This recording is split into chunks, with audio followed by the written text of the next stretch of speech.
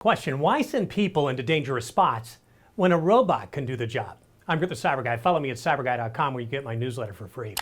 This is PipeBuy, a six-wheeled robot that's redefining safety underground. Developed by New Zealand's Becca engineering firm, PipeBuy is engineered to navigate the treacherous conditions of stormwater culverts, places where crumbling ceilings, submerged obstacles, and toxic gases are a constant threat.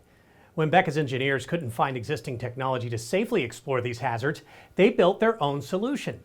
PipeBuy comes equipped with a 3D printed body, advanced sensors, a pan-tilt camera, and a LiDAR system allowing it to create detailed 3D models while navigating tight spaces.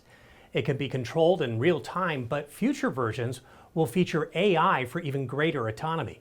With adjustable suspension and the ability to scan from every angle, PipeBuy ensures that dangerous inspections are a thing of the past, keeping humans safe above ground. More crazy cool tech like this at cyberguy.com. Are you getting my newsletter? Just open a browser, go to cyberguy.com and click the red button.